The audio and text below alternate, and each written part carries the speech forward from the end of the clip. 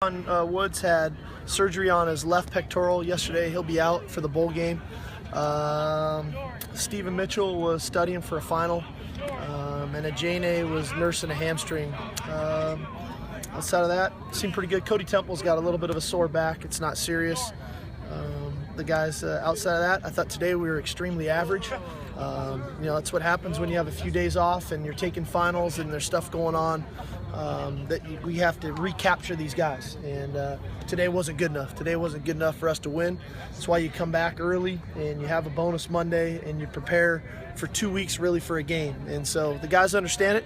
I expect us to be a lot better tomorrow. What's the timetable for recovery for Antoine? Do you think he'll be here for the spring, or are you hoping for the fall? I don't know all that yet. He literally just got out of surgery, so he's going to be in a sling. I know this much for about 6 weeks, and then we'll go from there. Go ahead. And Stephen is okay. Mitchell. I think so. I don't know. I mean, I didn't get to see him today. How important is the interior run defense against this particular opponent? It's huge. It's critical. This is the best running back we've seen all year. Most mobile quarterback we've seen all year. They pose some really unique challenges.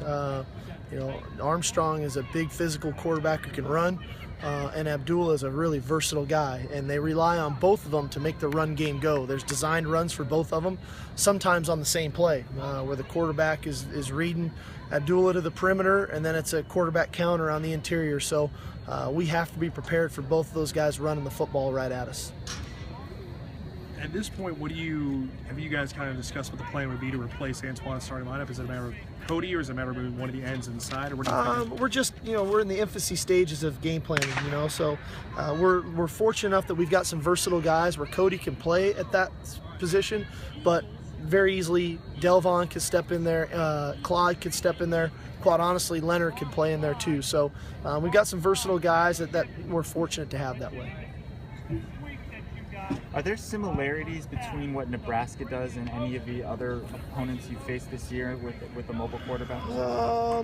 I don't know. I mean, these guys they provide a really unique brand of run game. There's a lot of runs, and there's a lot of variety of runs with the fly sweep stuff, the design quarterback runs, and then a really premier tailback who they have the traditional runs with and the perimeter runs. So there's a lot of offense to prepare for, and they do it with tempo.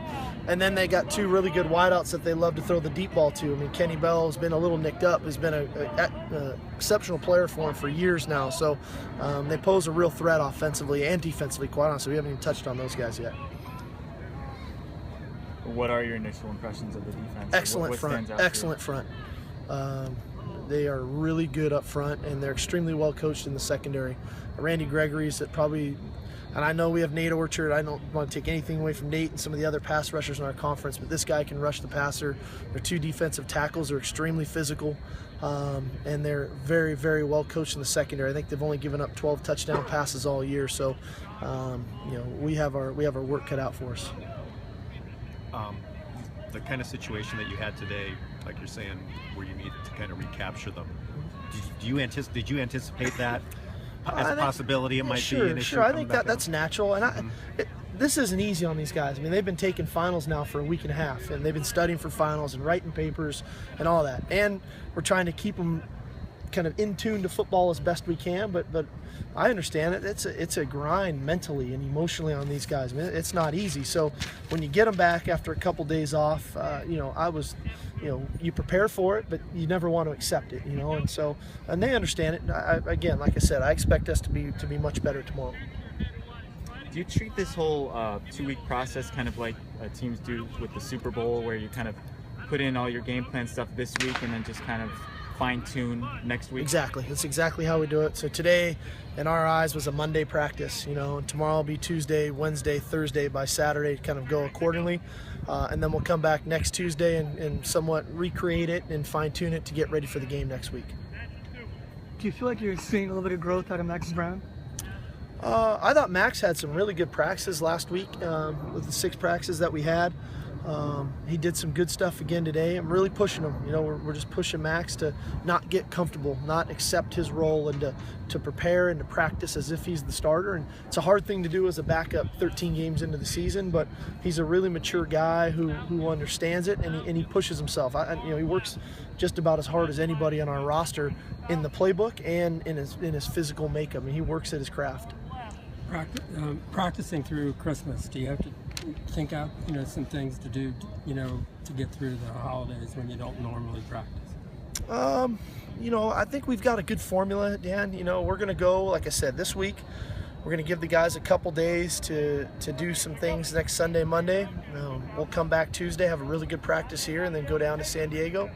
You know, we'll celebrate Christmas as a team, as a family on Christmas night, but you know, in our eyes, that's Thursday.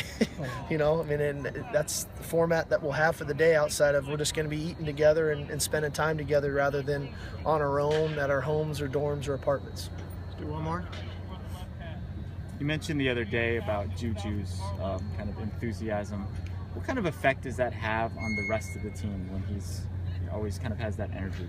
Well, I think it has a really positive one. You know, I think that you know, I think initially guys thought, oh, he was a freshman, he was just happy to be here, and it would wear off. I think if anything, we've seen it's grown and it's gotten bigger and stronger, and it has had an effect on where other guys are willing to come out excited to practice and to play, and it's not a sometime thing, it's an all the time thing with him. And in my opinion, it's had a really positive effect on both sides of the ball, not just on the offensive side.